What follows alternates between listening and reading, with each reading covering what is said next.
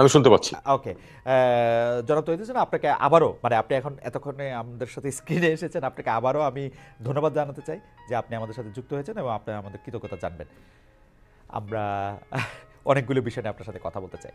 তো মিস্টার হোসেন, আমি প্রথম যে প্রশ্নটি আপনার কাছে করতে চাই সেটি আসলে সাবেক প্রধানমন্ত্রী শেখ হাসিনা সংক্রান্ত। যেহেতু ভারত নিয়ে অনেক কথা হচ্ছে, ভারতের প্রচার বা অপপ্রচার, প্রপাগান্ডা আমরা যেভাবে বলি না কেন, ভারতীয় মিডিয়া, ভারতীয় সরকার, তাদের অবস্থান, নানা ধরনের কথা আসছে। গতকালও ৩টি বড় ঘটনা হয়েছে, সেটি আমরা পরে আসছি।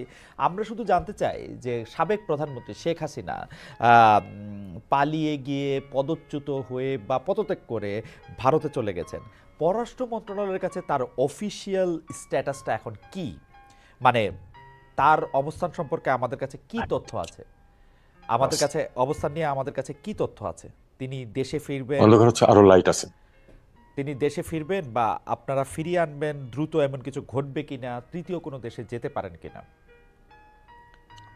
আহ, ধন্যবাদ। হুম হুম এটা আসলে সবই, আপনি যে প্রশ্ন করেছেন এটাতে উত্তর দিতে গেলে একটু স্পেকুলেটিভ হয়ে যাবে। হুম হুম বিষয়টা হচ্ছে যে উনি ভারতে প্রথমে গিয়েছিলেন এবং প্রথম থেকে যেটুকু জানা যাচ্ছিল যে তিনি ভারতে খুব বেশি দিন থাকবেন না, এরকম একটা কথা কিন্তু শোনা গেছে।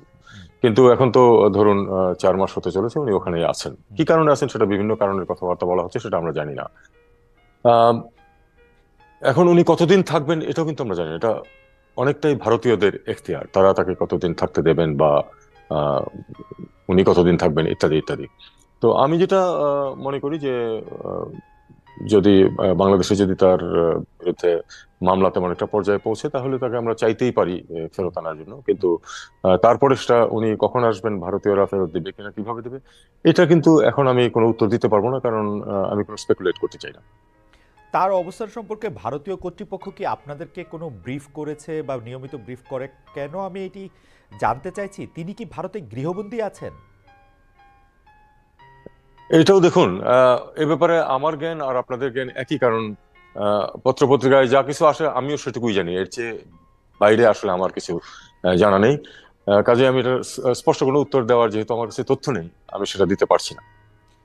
আহ, একজন বিশ্লেষক বা বিশেষজ্ঞ হিসেবে যদি আপনাকে জানতে চাই যে মানে সাবেক একজন প্রধানমন্ত্রী, তাকে কি আসলে মানে আমরা দেখে কি বুঝতেছি যে তাকে কি আসলে বিদেশি গণমাধ্যমের সাথে কথা বলতে অন্ধকার। বিদেশি গণমাধ্যম থেকে কথা হুম, বলতে আহ, আহ, আহ, আহ, এডভাইজার হোসেন, আমরা আপনাকে স্পষ্ট দেখতে পাচ্ছি, আমরা বা আপনাকে স্পষ্ট শুনতেও পাচ্ছি। ওকে, আমরা ঠিক যেটি আছে।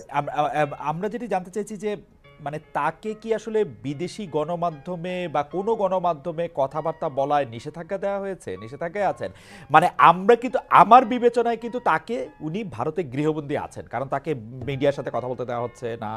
এবং মানে আপনার কাছে কি মনে হয়?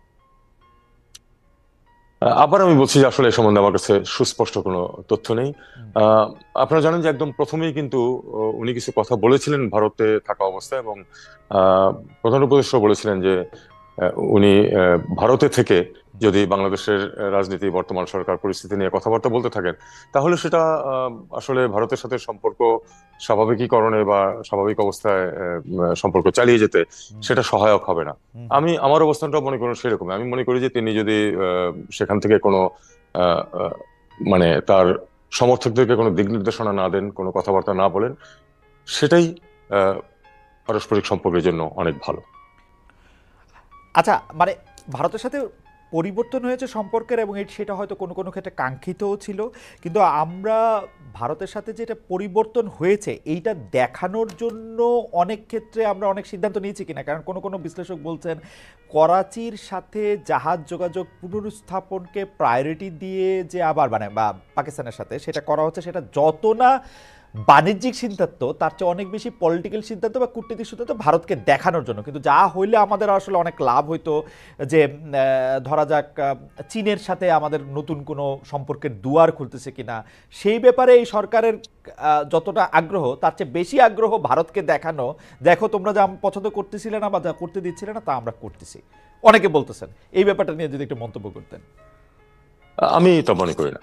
আমি তা মনে করি না। আসলে একটি অকেশন ছিল যে আমাদের তো আসলে বিশেষ করে আপনিই বলছেন যে ওই ভারতের পশ্চিমবঙ্গের বিজেপি নেতৃবৃন্দ তো বলছেন যে তারা সব পথঘাট বন্ধ করে দেবেন, কোনো পেঁয়াজ আসতে দেবেন না, আলু আসতে দেবেন না।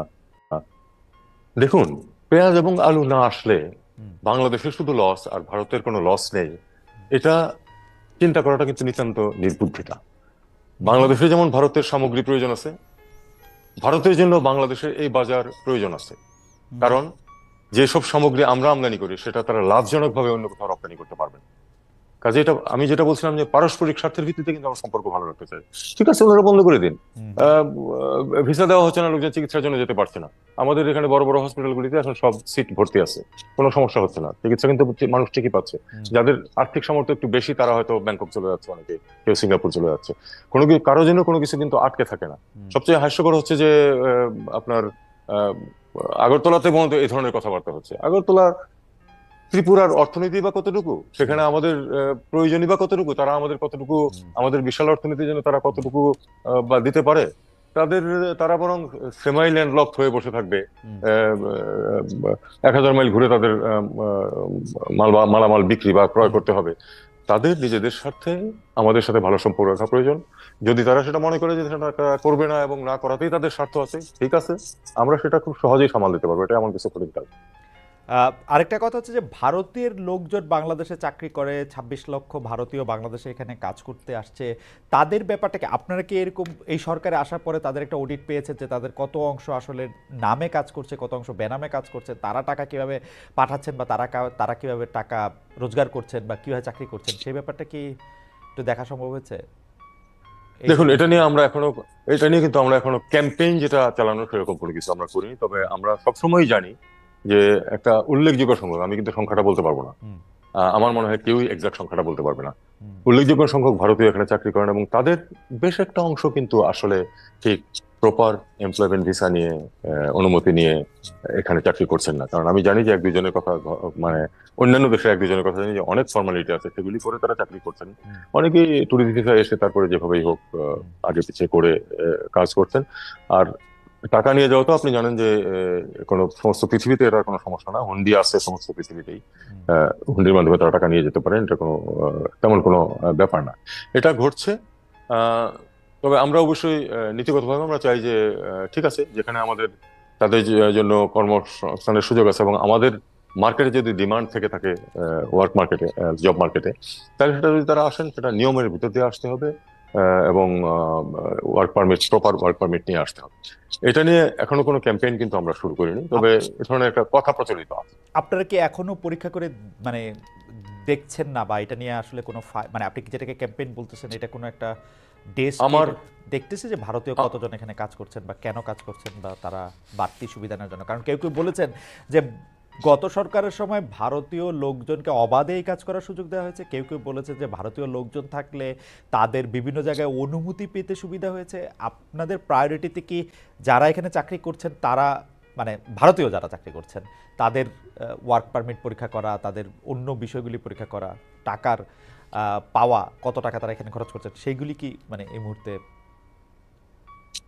এ সম্বন্ধে সঠিক এবং খুব আহ, বিস্তারিত তথ্য আমার কাছে নেই। হুম, তবে আমি নীতিগতভাবে বলতে পারি যে আহ, যারা কাজ করছেন তারা যদি ওয়ার্ক পারমিট নিয়ে কাজ করে থাকেন তাহলে সেটা তো অবশ্যই তারা লিগালি করছেন।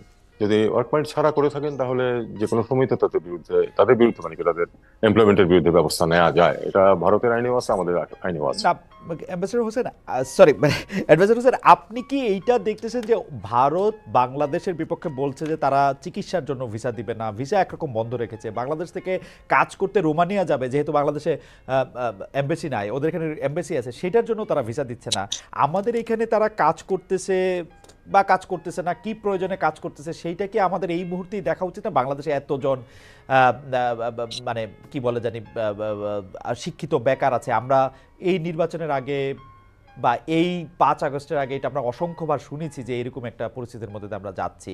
আমরা এটাও শুনেছি যে ভারত যে রেমিটেন্স ভারতে নিয়ে আসে তার মধ্যে একটা বড় অংশ বাংলাদেশ থেকে নেয়। আহ, এইটার ব্যাপারে দেখুন, আপনি সর্বশেষ যে তথ্যটা দিলেন এটা কিন্তু ভারতীয় পত্র পত্রিকাতে আমি দেখেছি, আমি বাংলাদেশের কোনো পত্রিকায় দেখিনি, ভারতীয় পত্র পত্রিকাতে বা তাদের স্ট্যাটিস্টিক্সে দেখেছি যে আহ, বেশ বড় একটা অঙ্ক এখান হুম, থেকে রেমিটেন্স হিসেবে যায় এবং সেটা সম্ভবত ওয়ার্ল্ড ওয়াইড ভারতে যা রেমিটেন্স আছে তার ফোর্থ বা ফিফথ পজিশনে। হুম, আহ, তার মানে এটা তো অফিসিয়ালি হয়তো যাচ্ছে, কারণ আনঅফিসিয়ালি ফিগারটা ওখানে আসে কিনা আমি জানি না। তো যাই হোক, আপনারা সরকার আসার পরে এটা পরীক্ষা করে দেখবেন না বা দেখার পরিকল্পনা করছেন? এটা এটা যারা দেখার কথা তারা নিশ্চয়ই দেখছেন, তাদের আরো অনেক কাজ আছে, সেগুলিও তারা করছেন পাশাপাশি। আপনি জানেন যে অর্থনীতির অবস্থা অত্যন্ত নাজুক অবস্থায় আছে, এবং সেটা সামাল দেওয়ার জন্য আমরা অত্যন্ত যোগ্য দুজন মানুষকে পেয়েছি, বাংলাদেশ ব্যাংকের গভর্নর এবং আহ, আপনার ফাইন্যান্স অ্যাডভাইজার। জি। তারা এগুলি সবই সামাল দেওয়ার চেষ্টা করছেন। আমি আমার তরফ থেকে এটা নিয়ে কোনো কথা বলি না, কারণ কারণ প্রত্যেকেরই তো প্রায়োরিটিজ আছে। এখন যে আপনার যে কাছে কি মনে ব্যাপারটা, হয় এটা এটা হলো, প্রায়োরিটিতে উপরের দিকে থাকা উচিত কিনা? একদিকে আমাদের বেকার সমস্যা আছে, অন্যদিকে আমাদের রেমিটেন্স যদি অকারণে শুধুমাত্র আরেকটা সরকার আরেকটা দলকে তুষ্ট করার জন্য যদি কিছু ভারতীয় এখানে চাকরি করতে থাকতো, তাদের মধ্যে যদি কেউ বেনামে কাজ করতো, তাদের মধ্যে কেউ যদি এইখান থেকে মূল্যবান আমাদের আমাদের আপনি এটা নিয়ে সবচেয়ে বেশি সোচ্চার। আপনি সবসময় বলেছেন যে আমাদের মধ্যপ্রাচ্যের লোকজন এত কষ্ট করে এখানে টাকা পাঠায়, আমরা যেন তেনভাবে সেই টাকাটা তো একটা করতে পারি না।